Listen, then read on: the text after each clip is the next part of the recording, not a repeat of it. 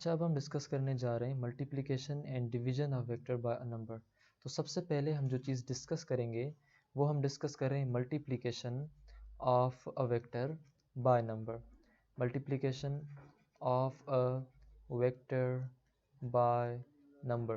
किसी भी नंबर के साथ अगर हम किसी भी वेक्टर को मल्टीप्लाई करें तो क्या होगा।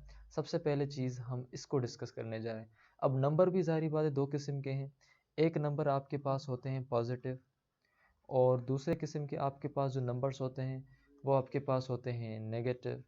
तो अब हमारे पास नेगेटिव में अब मल्टीप्लाई करेंगे तो क्या होगा, पॉजिटिव में अगर हम मल्टीप्लाई करेंगे तो क्या होगा। हमने उन दोनों हालात के या दोनों चीज़ों के हिसाब से देखना है कि आखिर होगा क्या। तो सबसे पहले आपके पास अगर वेक्टर हो एक, जिस वेक्टर का नाम हो, मिसाल के तौर पर हम बुक वाला ही मिसाल ले लेते हैं, वेक्टर हो v। अब इसको हम मल्टीप्लाई करते हैं पॉजिटिव नंबर के साथ, यानी कि 2 मल्टीप्लाइड बाय v। 2 को हमने मल्टीप्लाई किया v के साथ और ये जो v है खुद वो बराबर है 5 मीटर के मिसाल। अब अगर आप इसको देखें कि 2 मल्टीप्लाइड बाय 5 तो आपके पास हो जाएगा 10। मतलब ये हुआ कि आप पॉजिटिव के साथ जब ऐड करेंगे, मल्टीप्लाई करेंगे तो आपका मैग्नीट्यूड इसका चेंज होगा। तो ये वेक्टर जो पहले 5 था अब आपका ये हो जाएगा 10 और 10 मीटर, और इस वेक्टर का नाम हो जाएगा 2v। पहले का वेक्टर का था नाम 2। अब जो वेक्टर आपके पास बना v था पहले का नाम, अब जो बना आपके पास उसका नाम हो गया 2v। इसी तरीके से अगर आप के पास ये सेम वेक्टर है v जो कि बराबर है आपका 5 मीटर के, लेकिन आपने इसके साथ अभी मल्टीप्लाई किया है -2 का नंबर, यानी कि आपने नेगेटिव नंबर को जो है वो मल्टीप्लाई किया है वेक्टर v के साथ। अब क्या होगा कि मिसाल के तौर पर -2 मल्टीप्लाई बाय 5 तो आपके पास -10। अब यहाँ ये जो -10 आया ये कोई हमें नहीं बता रहा कि इसका मैग्नीट्यूड माइनस में है। ये जो माइनस लफ्ज़ बता रहा है इसका कि मतलब ये है कि इसका जो डायरेक्शन है वो अपोजिट होगा 10 मीटर का ही, लेकिन इसका जो डायरेक्शन होगा वो उल्टा हो जाएगा।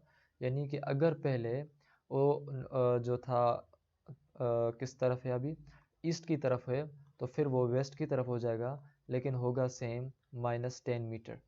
तो अभी यहाँ माइनस लिखने की ज़रूरत वैसे नहीं है, मगर अगर आप लिखेंगे तो भी सही है, अगर ना लिखेंगे तो भी सही है, लेकिन माइनस आपको ये बताएगी कि पहले वाले वेक्टर का ये अपोजिट है।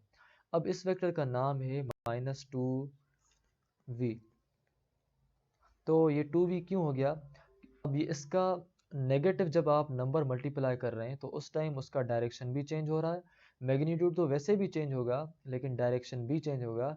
लेकिन जब आप पॉजिटिव मल्टीप्लाई कर रहे हैं तो सिर्फ और सिर्फ उसका मैग्नीट्यूड चेंज होगा, यानी कि यहाँ से लेकर यहाँ तक चला जाएगा, लेकिन पॉजिटिव की वजह से कोई डायरेक्शन चेंज नहीं होता। तो हम यहाँ लिखेंगे कि पॉजिटिव नंबर को मल्टीप्लाई करने की वजह से मैग्नीट्यूड भी चेंज होगा, मैग्नीट्यूड चेंजेस, और पॉजिटिव नंबर के मल्टीप्लाई करने की वजह से जो दूसरी चीज़ होगी वो ये होगा कि डायरेक्शन रहेगा सेम, डायरेक्शन हमारा उसका सेम रहेगा। इसी तरह जब आप नेगेटिव नंबर को मल्टीप्लाई करेंगे जिस तरह हमने यहाँ किया, तो मैग्नीट्यूड तो वैसे भी चेंज हो रहा है, पहले 5 था अभी मतलब 12 हो गया, तो मैग्नीट्यूड चेंजेस, मगर डायरेक्शन भी जो है नेगेटिव के साथ या उल्टे नंबर के साथ जो है वो डायरेक्शन रिवर्स होगा, या डायरेक्शन जो है उसका अपोजिट हो जाएगा। अगर पहले वो नॉर्थ होगा तो फिर साउथ हो जाएगा, अगर फिर ईस्ट होगा तो वेस्ट हो जाएगा, उनके डायरेक्शंस अपोजिट होते रहेंगे। अगर हम एक और मिसाल भी लें, फॉर सपोज ये वेक्टर है आपके पास 2 मीटर का और इस वेक्टर का नाम है a, और मैंने इस वेक्टर के साथ मल्टीप्लाई किया है इस वेक्टर के साथ मैं मल्टीप्लाई कर रहा हूँ एम ए, और मैं कह रहा हूँ कि ये जो एम है यहाँ वो बराबर है 5 के। अब 5 मल्टीप्लाई बाय ए का जवाब है 2, तो आपके पास जवाब आएगा 10। तो ये जो आपका वेक्टर है ए बिल्कुल इस तरह का 10 बड़ा हो जाएगा। अब इस वेक्टर का नाम है एम ए, या आप इसका कहें आप नाम है 5a वेक्टर। इसी तरीके से अगर इसी सेम 2m मीटर वाले वेक्टर या a के साथ मैंने अभी मल्टीप्लाई किया यहाँ एम ए, जहाँ जो m है वो बराबर है -5 के, तो हमें मिलेगा -10। अब ये वेक्टर सेम होगा लेकिन इसका डायरेक्शन इस तरफ हो जाएगा, ये हो जाएगा -10 मीटर, और इसका नाम है -m a या -5a वेक्टर। अब ये जो वेक्टर है आपका, इसका डायरेक्शन बिल्कुल अपोजिट है, क्योंकि आपने नेगेटिव नंबर मल्टीप्लाई किया, तो नेगेटिव की वजह से डायरेक्शन आपका अपोजिट हो गया। जो ईस्ट में था अब वो वेस्ट में हो गया, वेस्ट में हो गया। तो इसी वजह से हम कहेंगे नेगेटिव की वजह से डायरेक्शन चेंज होता है, और मैग्नीट्यूड तो वैसे भी होता है। उसके बाद हम इन दो चीज़ों की वजह से उनकी प्रॉपर्टीज़ जो है वो डिस्कस करने जा रहे हैं। प्रॉपर्टीज़ ऑफ वेक्टर मल्टीप्लिकेशन कौन सी हैं, फिर उसके बाद हम जो है वो डिवीजन में जाएंगे। अब प्रॉपर्टीज़ वेक्टर मल्टीप्लिकेशन की हम डिस्कस करने जा रहे हैं। Properties of vector multiplication, vector multiplication की जो प्रॉपर्टीज़ हैं वो कौन कौन सी हैं। पहली जो प्रॉपर्टी है वो उनकी है associative property of vector multiplication.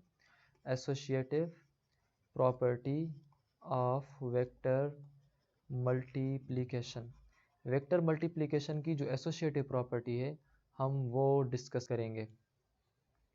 अब इसके अंदर हमारे पास कुछ ये है कि मिसाल के तौर पर हमारे पास ये जो नंबर है ये लिखा हुआ है एम।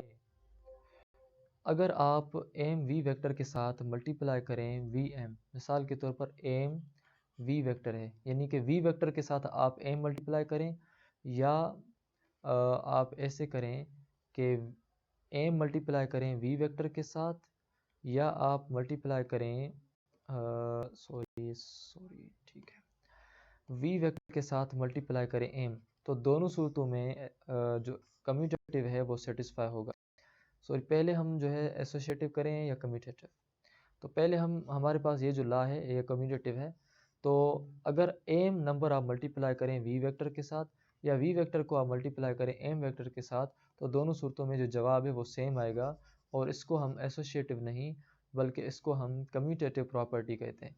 जब आप दो चीज़ मतलब वो चेंज करें, दो चीज़ों का जब आप ऑर्डर चेंज करते हैं तो फिर हम उसको कम्यूटेटिव प्रॉपर्टी कहते हैं। एसोसिएटिव तब हम कहते हैं जब आपके पास तीन चीज़ें हों। आपके पास वेक्टर जो v है वो कुछ इस तरह का है। अब v वेक्टर है ये, और ये वेक्टर है आपका 5 मीटर का। अब ये वेक्टर कह रहा है कि अगर आप v, पहले आप नंबर मल्टीप्लाई करते हैं इस v वेक्टर के साथ जो कि 5 मीटर का है, तो ये 5 मीटर जब इस 2 के साथ मल्टीप्लाई करेंगे तो ये हो जाएगा आपका 10 मीटर का, और इस तरफ से आपने जो जवाब आया वो कुछ इस तरह का है। इधर अगर आप पहले लिखें वेक्टर 2 मीटर का, और उसके साथ आप मल्टीप्लाई करें 5, तो जब आप 2 को मल्टीप्लाई करेंगे 5 के साथ तो आपके पास अगेन जो जवाब आएगा वो आएगा 10। तो दोनों सूरतों में आपका जो जवाब है वो सेम आएगा, चाहे वेक्टर को नंबर के साथ मल्टीप्लाई करें या आप नंबर को वेक्टर के साथ मल्टीप्लाई करें, दोनों सूरतों में जो नंबर की मल्टीप्लिकेशन का आंसर है वो सेम आएगा, और इसको हम commutative property of vector multiplication कहते हैं। उसके बाद पास दूसरी चीज़ है वो है एसोसिएटिव लॉ ऑफ मल्टीप्लिकेशन। उसमें हमारे पास दो नंबर्स होंगे, एसोसिएटिव लॉ, और ये आपने थोड़ा ज़्यादा ध्यान से समझना है, associative law of vector multiplication. Vector की मल्टीप्लिकेशन का आपके पास जो एसोसिएटिव लॉ है वो क्या कहता है वो अभी हमने डिस्कस करना है। वो ये कहता है कि अगर आपके पास दो नंबर्स हों, मिसाल के तौर पर एक नंबर आपके पास m है, एक नंबर आपके पास n है, आप पहले n नंबर को मल्टीप्लाई करते हैं a वेक्टर के साथ, या पहले m नंबर को मल्टीप्लाई करें n के साथ, फिर उनको आप मल्टीप्लाई करें a वेक्टर के साथ, तो दोनों सूरतों में जो जवाब आना होगा वो सेम आएगा, यानी कि जो रिजल्टेंट आएगा वेक्टर का आंसर आएगा, रिजल्टेंट आएगा वो सेम होगा। ये किस तरह सेम होगा, अब ये आप यहाँ देखें। फॉर सपोज हमने कहा कि m जो है वो बराबर है 3 मीटर के, और इसी तरह जो हमारे पास n है वो बराबर है 2 मीटर के। हमने ये नंबर्स अपने हिसाब से लिए हैं, अगर इनमें सही आता है तो फिर जाहिर बात है जिस भी हिसाब से आए वो उनमें सही होगा। अगर आपके पास m नंबर है तो हमने लिखा m कितना है जी 3 है, n कितना है, n हमारे पास है 2, n हमने लिखा 2, और ये जो a वेक्टर ये कितना है, a वेक्टर हमारे पास जो है ये है 4 मीटर का, ये इस वेक्टर का नाम है a। अब इस 2 को हमने मल्टीप्लाई किया a वेक्टर के साथ जो कि बराबर है 4 के, या आप जो है चलो आपने ये लिखा 3 और 2 को जब आपने मल्टीप्लाई किया इस वेक्टर ए के साथ तो कितना हो गया, वो हो गया आपका 4 टाइम्स 2, 2 टाइम्स 4, आपका जवाब आएगा 8। तो मतलब अभी ये जो वेक्टर आपका आया वो आपका 8 मीटर का आएगा और उस वेक्टर का नाम तो ए ही है लेकिन 8 मीटर का है। अब इस 8 के साथ आप मल्टीप्लाई करेंगे 3, तो 8 मल्टीप्लाई बाय 3 आपका हो जाएगा 24। अब आप 24 का वेक्टर बनाएं, ये आपका 24 का वेक्टर बन रहा है। तो अब अगर हम देखते हैं कि पहले हम नंबर्स को मल्टीप्लाई करें, यहाँ आपके पास m कितना है 3 है और n कितना है जी, n आपके पास 2 है। उनको आपने मल्टीप्लाई किया है a वेक्टर के साथ जो कि आपका बराबर है 4 मीटर के बराबर।